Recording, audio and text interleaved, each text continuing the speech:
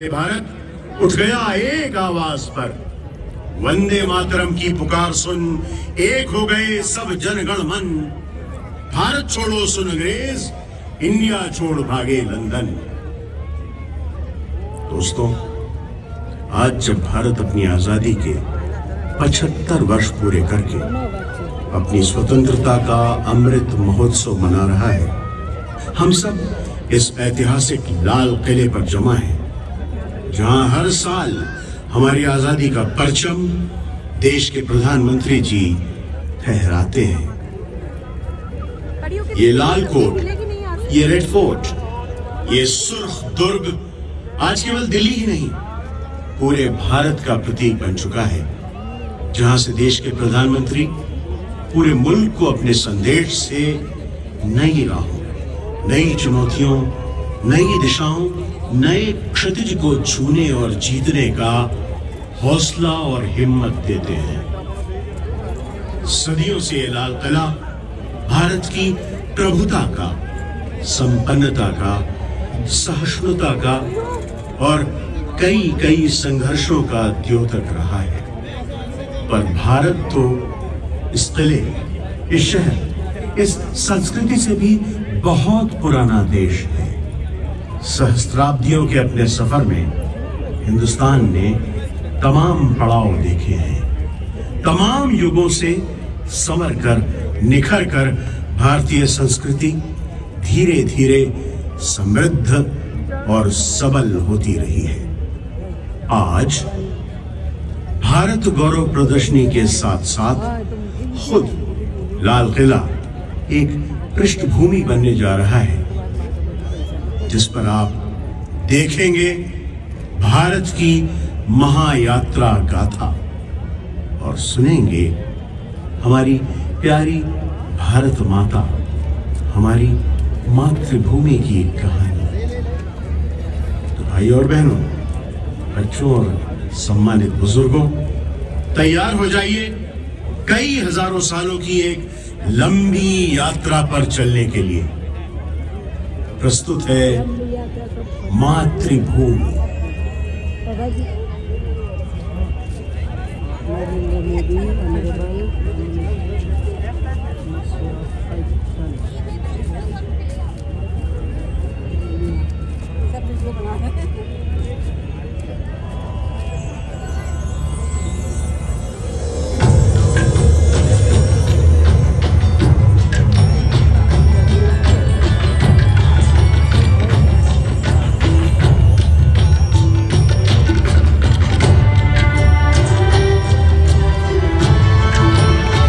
सोच रहे हैं आप?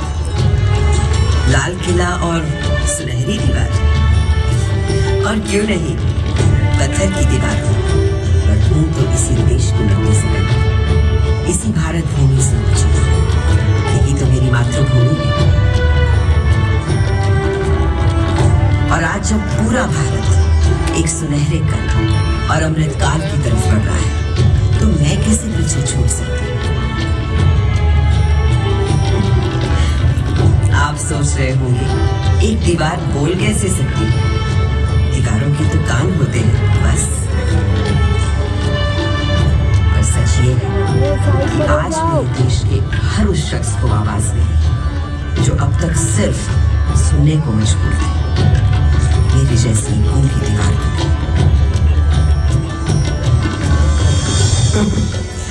ऐसा नहीं कि सुनहरा समय मेरी मातृभूमि ने पहली बार देखा। मेरा भारत तो हमेशा से सोने की चिड़िया कहलाता था और एक के बाद एक कई स्वर्णिम काल देखता रहा है। अब मेरी जन्म कुंडली ही देख लीजिए।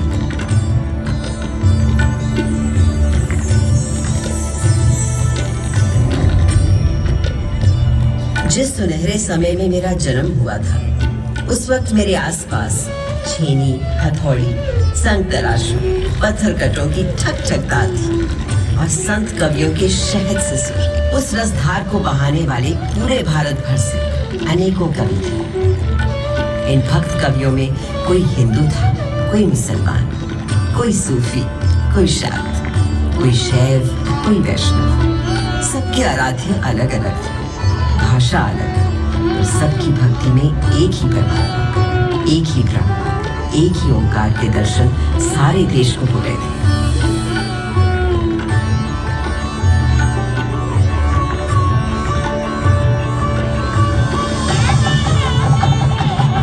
यही तो दिखता है हमारे देश के त्योहारों में, जब एक ही दिन, एक ही मुहूर्त, जैसे मकर संक्रांति पर खिलाते हैं अलग अलग उत्सव रंग।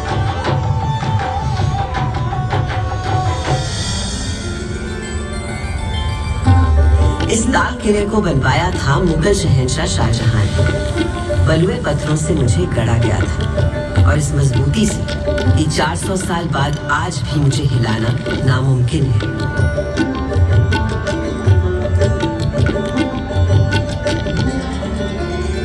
बिल्कुल उसी तरह जैसे है मेरे देश के विचार, सिद्धांत, उसूल। असल में भारत सिर्फ एक देश नहीं है, भारत नाम है एक सोच। मुझे बनाने वाले मुगल तो हिंदुस्तान में मेहमान बनकर आए थे, पर फिर यही के होकर रह गए। भारत ने तो हमेशा हर विश्वास, हर विचार के लोगों को अपना समझकर अपनाया है और कहा है अतिथि देवो भव। मगर उससे भी बहुत पहले भारत ने कई स्वर्णिम युग देखे थे, जैसे था हमारे देश का वैदिक युग।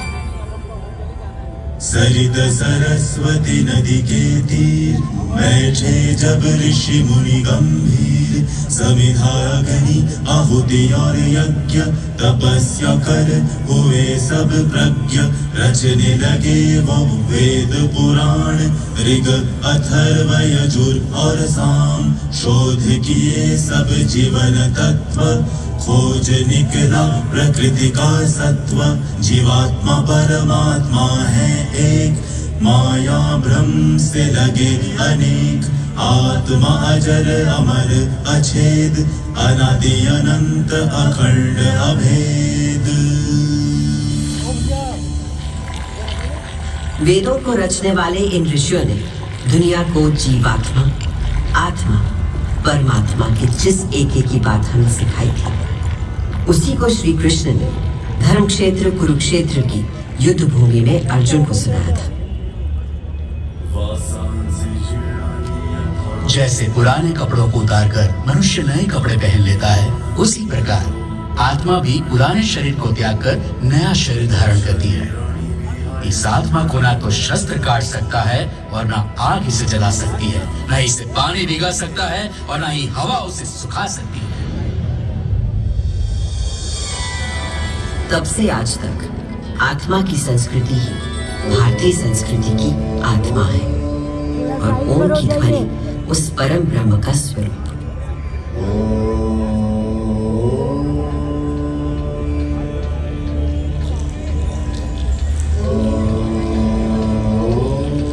आज सरस्वती भले ही आंखों से ओझल हो गई हो, पर नासा के सर्वेक्षण बताते हैं कि सरस्वती अभी तक जीवित है और अब धरती के भीतर भीतर बहती है।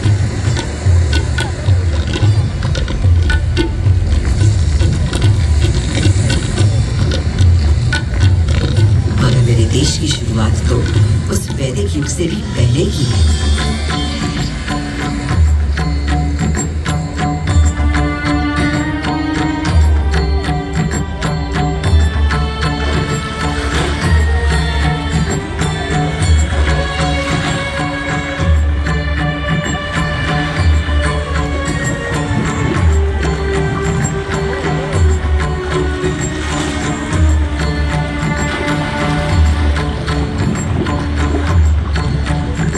सिंधु के किनारे एक ऐसी सभ्यता उभरी, निखरी, संवरी, जो संसार ने कभी भी कहीं भी नहीं देखी थी। उस वक्त के हमारे शहर थे smart intelligent cities. This was a wonder called India. 5000 साल पहले जो बुनियाद सिंधु सरस्वती सभ्यता के समय डाली गई थी, वो आज भी हमारे भारत का आधार है। संस्कृति का ऐसा अखंड अटूट सिलसिला आपको संसार में कहीं भी नहीं मिलता। हमारा देश नए को अपनाते हुए भी कभी पुराने को नहीं भुलाता। इसीलिए तो कल का भारत आज भी जीवित है और कल भी रहेगा।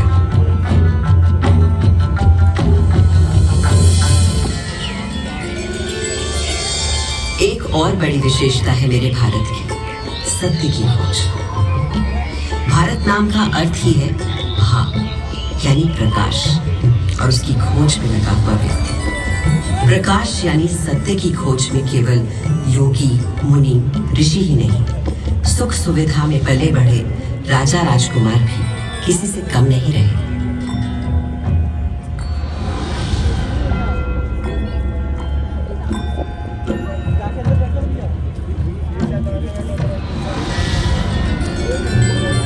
भारत के दार्शनिक मनीषियों, गुरुओं ने जो आध्यात्मिक मार्ग दिखाया था, उसी को ठोस रूप दिया भारत भर में फैले तमाम राज्यों, साम्राज्यों ने। दूसरी तरफ थे हमारे अभूतपूर्व वैज्ञानिक, गणितज्ञ, खगोल शास्त्री और वैद्य। हजारों बरस पहले पृथ्वी की परिधि की सही नाप, मंगल और चंद्र तक का फासला और धरती से सूर्य की बराबर दूरी, सब बिना किसी दूरबीन या उपग्रह का सहारा लिए, केवल अपनी गणित, बीजगणित, ज्यामिति और खगोल ज्ञान से। ये उन्हीं पुरातन खगोल शास्त्रियों से मिले संस्कार हैं कि आज भारत अंतरिक्ष अन्वेषण में एक अग्रणी देश है। सहस्त्राब्दियों पहले गणादि आदि गुरु थे अणु को पहचानने वाले। फिर क्या आश्चर्य कि नई दुनिया में अणु शक्ति को साधने वाले देशों में हम हमेशा आगे रहे। योग में तन से मन और मन से आध्यात्म के योग के सूत्र ढूंढ निकाल रहे थे पतंजलि जैसे ऋषि। और आज 21 जून को पूरा विश्व योग दिवस मनाता है। वहीं विद्वान वैद्य मानव शरीर के छुपे हुए राज और हर बीमारी का इलाज खोज रहे थे। सर्जरी की भी शुरुआत इन वैद्यों ने कर डाली थी और कटे अंगों को जोड़ने के लिए प्लास्टिक सर्जरी की भी।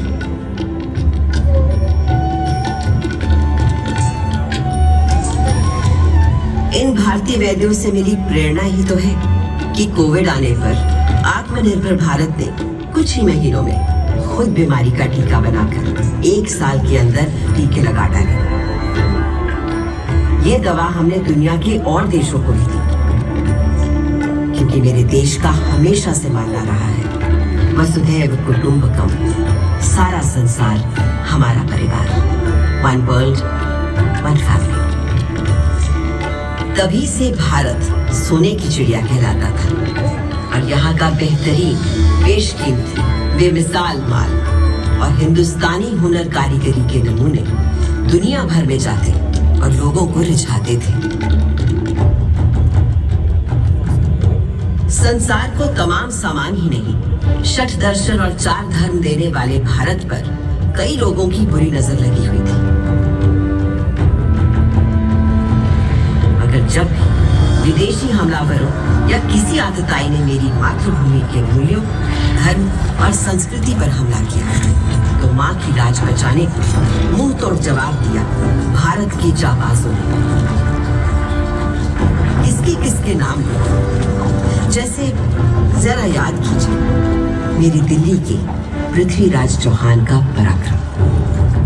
राजा पृथ्वीराज चौहान वीरों में था वीर महान, अजय मेरु से दिल्ली तक फहराता था उसका निशान।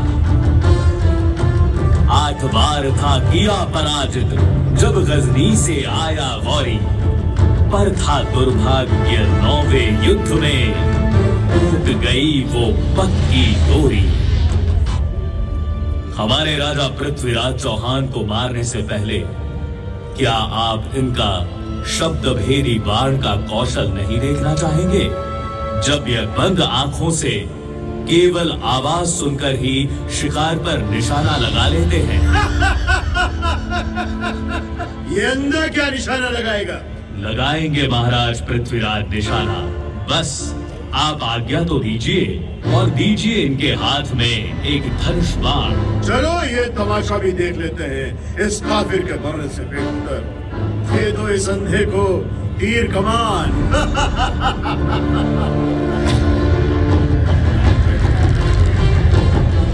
4 बांस 24 गज अंगुल अष्ट प्रमाण।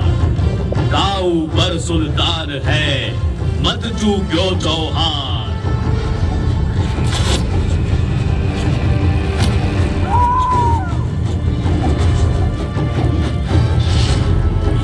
मरकर भी उस राजपूत ने बचा लिया भारत का मान। धिक्कार है उन्हें मरा समझो, कायर जो जिए पिए अपमान।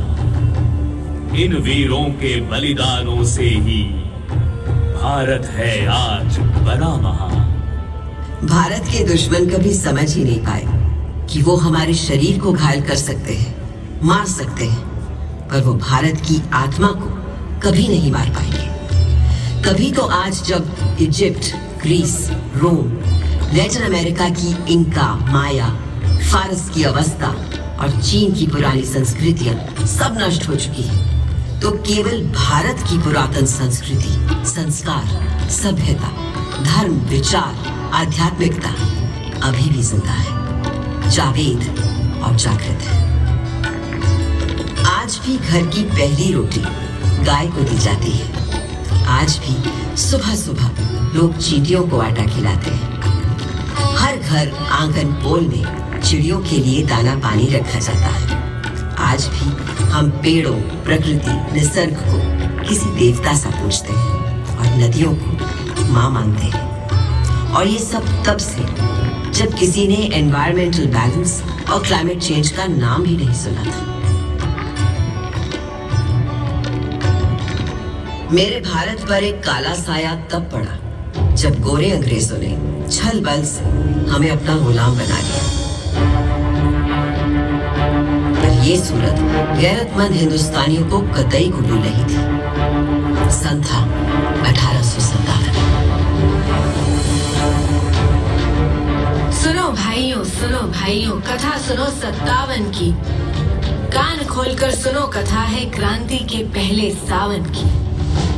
अंग्रेजों की धूप कड़ी थी, धरती पर थी आफत। 57 की गर्मी पाकर खिल उठी थी बगावत। सारे भारत में आग लगी थी, क्या झांसी क्या अंबाला, पंजाब, बिहार, अवध, झारखंड, दिल्ली हो या बंगला। वो क्रांति भले ही कुचल दी गई, पर उसी दिन से शुरू हो गया था एक नया स्वतंत्रता संग्राम।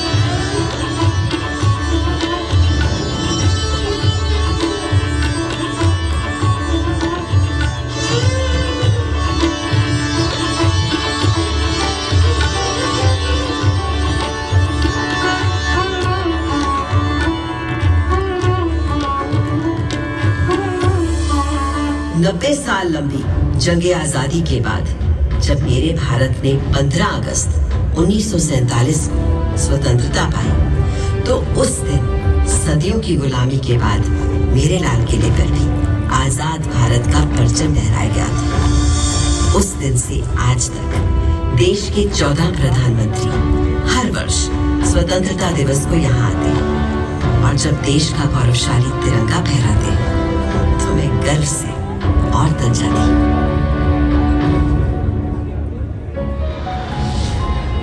नव भारत ने था गढ़ डाला संवेशी एक खरा संविधान। सब जनगण को अधिकार दिए थी अपने देश की सोच महान।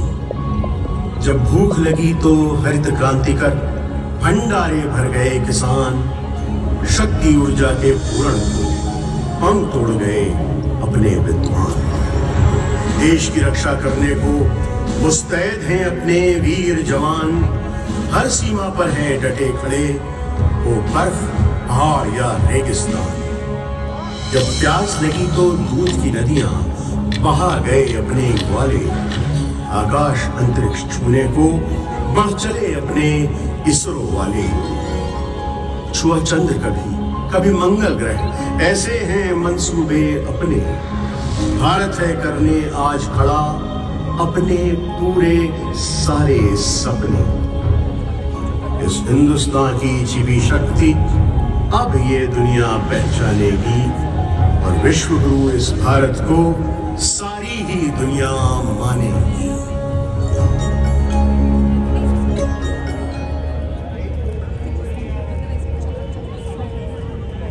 चार 400 सालों में मैंने बहुत कुछ बदलते देखा है, पर जिस तेजी से अपने देश में बदलाव आज मैं देख रही हूँ, वो अद्भुत है, अद्वितीय है।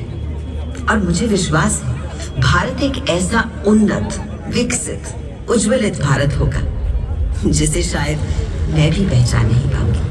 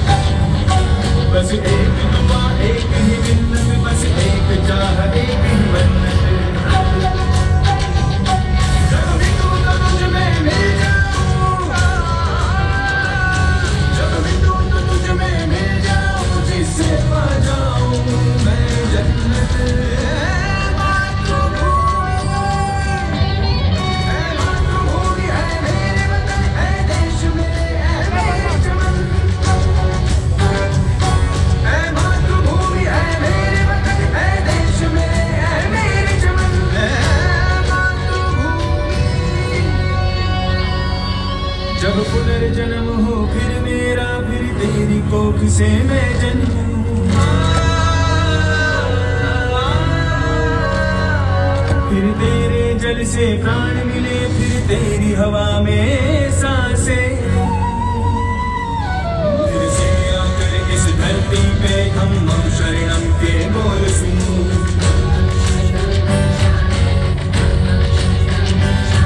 फिर शांति, अहिंसा और सत्य के शुभ रास्ते पर ही मैं चलूं।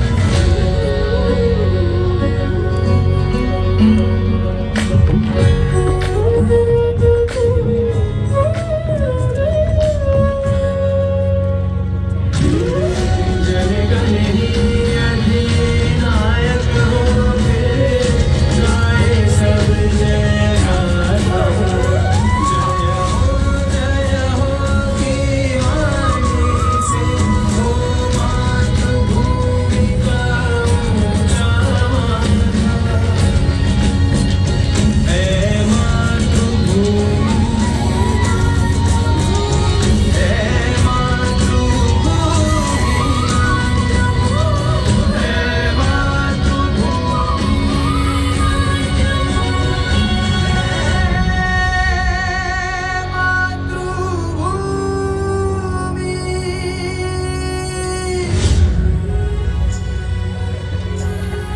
दोस्तों, भारत की स्वतंत्रता के 75 साल बाद और आजादी के अमृत महोत्सव के साथ ये तय है कि आने वाला समय भारत का है और 21वीं सदी भारत की सदी होगी। आज भारत देश के पास कुछ कर गुजरने का मौका है। आज हम सब के पास अपने हुनर, हौसले, हिम्मत को सामने लाने का मौका है। आज सिर्फ अपने देश की ही नहीं, पूरी मानवता की सेवा करने का हम सब भारतवासियों के पास मौका है।